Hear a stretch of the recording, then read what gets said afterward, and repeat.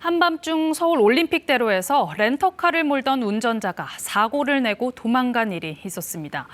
그런데 블랙박스를 살펴봤더니 이 운전자 한강을 한 바퀴 돌아 다시 사고 현장을 지나쳤는데 두 번째도 그대로 달아났습니다. 게다가 음주운전 정황까지 담겼는데요. 방준원 기자가 취재했습니다. 지난달 중순 서울 올림픽대로 한남대교 인근입니다. 비틀거리던 한 차량이 차선 여러 개를 한 번에 넘더니 뒤에서 오던 택시와 사고가 납니다. 나 사고 났어. 나 밖에 나와 계속 통화를 이어간 차량 운전자. 다친 택시기사의 외침을 무시하고 도주합니다. 20대 남성이 몰던 이 차량은 렌터카 업체에서 빌린 차였습니다. 일단 운전자는 분해가 안 돼.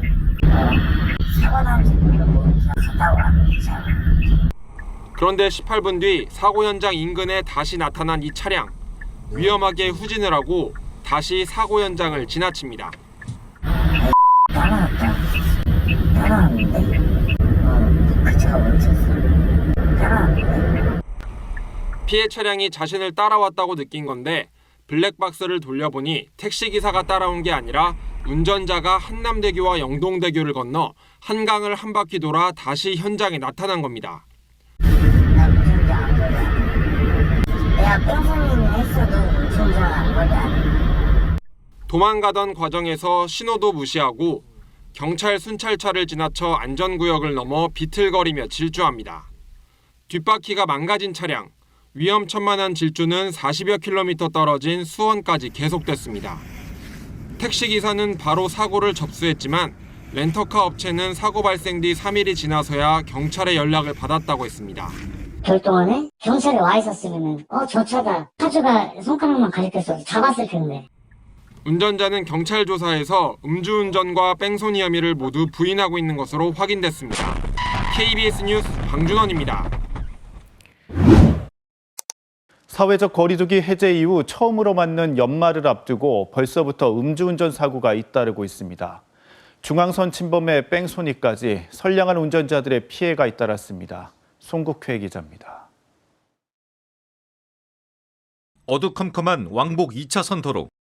반대편 차선에서 승용차 한 대가 갑자기 중앙선을 침범해 달려옵니다. 이 승용차는 경적 소리와 함께 마주오던 SUV 차량을 정면으로 들이받습니다. 여기. 살려주세요. 당시 승용차를 몰았던 50대 운전자는 술을 마시고 귀가하던 길이었습니다. 경찰의 음주 측정 결과 면허 취소 수치를 넘는 0.147%의 만취 상태였습니다. 한밤중 날벼락 같은 교통사고에 피해 운전자는 중상을 당했습니다. 핸들 꽉 잡고 운명을 맡겼지. 이제 어차피 이제 틀렸구나. 정론은 오니까. 도심 도로에서는 승용차와 경찰 순찰차의 추격전이 시작됐습니다. 전동 킥보드를 치고 도주하던 이 운전자는 막다른 골목에서 경찰에 붙잡혔습니다.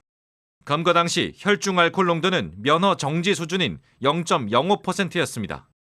경찰은 40대 승용차 운전자를 특정 범죄 가중처벌법상 도주 치상 혐의 등으로 입건했습니다. 거리두기 해제 이후 처음 맞는 연말연시. 잠잠하던 음주운전이 다시 고개를 들고 있습니다. KBS 뉴스 송국혜입니다. 부산에서는 술에 취한 운전자가 차량 여러 대를 잇따라 들이받고 도망쳤습니다. 피해 차량 운전자가 이 사람을 쫓아가서 붙잡았습니다. 노준철 기자가 보도합니다. 어제 저녁 부산 백양터널을 빠져나온 도로. 흰색 승용차가 비틀거리다가 1차로를 주행하던 차량을 들이받습니다. 이 흰색 승용차 멈추질 않고 속도를 내 달아나고 피해 차량은 추격을 시작하며 112에 신고합니다. 옆에서 뺑소니 치고 도망가고 있어요. 뺑소니 차량은 빗길에 미끄러지고도 위험천만한 질주를 계속하고 머자나 2차, 3차 사고를 냅니다. 방금 차 크게 사고 났어요. 근데 도망가고 있어요 또.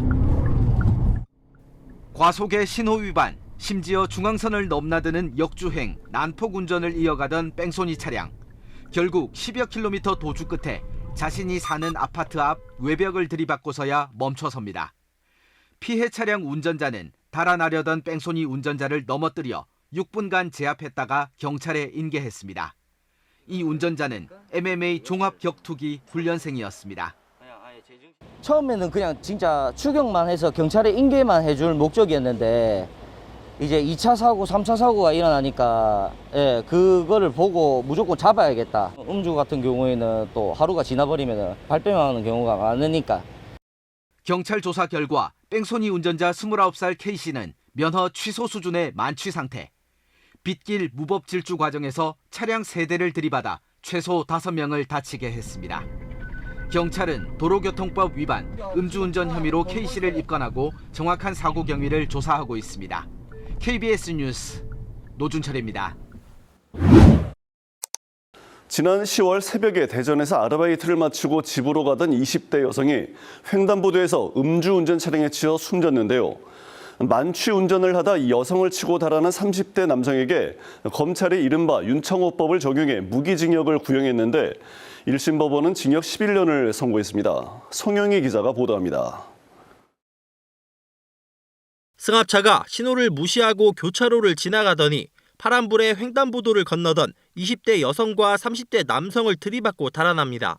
사고 충격으로 30m나 튕겨나간 여성은 병원으로 옮겨졌지만 숨졌습니다. 취업 준비를 하던 대학생으로 아르바이트를 마치고 집으로 가던 길이었습니다. 승합차는 4km 떨어진 곳에서 2차 사고를 내고 난 뒤에야 멈춰섰고 운전자 38살 조모 씨는 혈중 알코올 농도 0.203%의 만취 상태였습니다. 조 씨를 특가법상 도주치사 혐의 등으로 재판에 넘긴 검찰은 이른바 윤창호법을 적용해 가장 높은 법정형인 무기징역을 구형했습니다. 그러나 1심 재판부는 조 씨에게 징역 11년을 선고했습니다. 재판부는 조 씨가 음주운전을 하며 어린이 보호구역에서 속도 제한과 신호를 위반했고 구호 조치 없이 달아난 데다 차량 블랙박스를 떼어내기까지 했다고 밝혔습니다. 또 판결문에 담아낼 수 없을 정도로 유가족이 큰 고통을 받았을 것이라며 엄벌이 필요하다고 판시했습니다. 다만 반성하는 태도와 동종범죄 처벌 전력이 없는 점 등을 참작했다고 양형 이유를 설명했습니다. 유가족은 어떤 재판 결과로도 상실감을 채울 수 없다고 말했습니다. 아무리 선고가 높게 나왔다 한들 애기한테 좋은 거 없어요. 저희 애기가 지금 현재 이 세상 사람이 아니기 때문에. 조 씨에게 엄벌을 내려달라는 탄원서와 진정서가 100여 건 접수된 가운데 검찰은 판결문을 검토해 항소 여부를 결정하겠다고 밝혔습니다. KBS 뉴스 성용입니다. 만취 상태에서 사고를 내고 달아나던 운전자가 시민의 끈질긴 추격 끝에 붙잡혔습니다. 한밤중 쫓고 쫓기는 추격전이 벌어지면서 중앙선 침범은 물론 보행자를 칠 뻔한 아찔한 순간이 이어졌습니다. 김영록 기자입니다. 승합차가 차선을 이리저리 바꾸며 빠른 속도로 내달립니다. 신호 대기 중인 택시를 추돌한 뒤 달아나는 겁니다. 사고를 목격한 다른 택시기사가 경찰에 신고하며 승합차를 쫓습니다. 뺑소니 차량 쫓고 있습니다. 택시입니다. 도주 차량은 건널목을 지나는 행인을 칠 뻔하고 보행자! 중앙선 침범과 불법 유턴도 계속됩니다. 음주는 당연히 의심이 될 정도의 조금 비틀거리는 어떤 그런 데서 음주도 의심을 했고 쫓아가면서 경찰에 계속 이제 위치를 알려줬던 것 같아요. 신고를 받은 경찰은 순찰차 9대를 집중 배치한 뒤 주요 길목을 차단했습니다. 도주 차량 운전자는 30분 넘게 도심을 질주한 뒤 차를 버리고 달아나다 검거됐습니다. 검거 당시 운전자의 혈중 알코올 농도는 면허 취소 수준이었습니다. 만취 상태에서 15km를 달린 운전자는 이곳에서 경찰과 시민들이 길을 막자 겨우 멈춰섰습니다. 시민의 빠른 신고와 대응이 큰 사고를 막았습니다. 현장이 어딘지를 알고 저희가 도주로를 미리 예상해서 그 거점 근무를 하고 목 근무를 해서 그 피해 차량을 검거하는 데 도움이 됐습니다. 경찰은 음주운전과 뺑소니 혐의 등으로 승합차 운전자를 입건해 조사하고 있습니다. KBS 뉴스 김영록입니다. 음주운전자가 운행 중 화장실에 가려고 다른 곳도 아닌 경찰서에 주차했다가 덜미를 잡혔습니다. 경남에서 교통사고를 낸 뒤 도주한 이 운전자는 바다를 보겠다며 음주 상태로 부산까지 60km를 운전한 것으로 조사됐습니다. 김영록 기자가 보도합니다.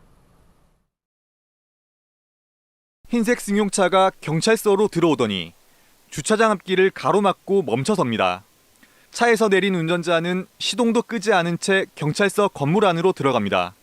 차에서 흘러나오는 요란한 음악 소리를 듣고 나와 주변을 살피는 경찰관들. 화장실에 다녀온 뒤 차의 타이어는 운전자를 보고 음주운전을 의심합니다. 얼굴이 너무 붉다.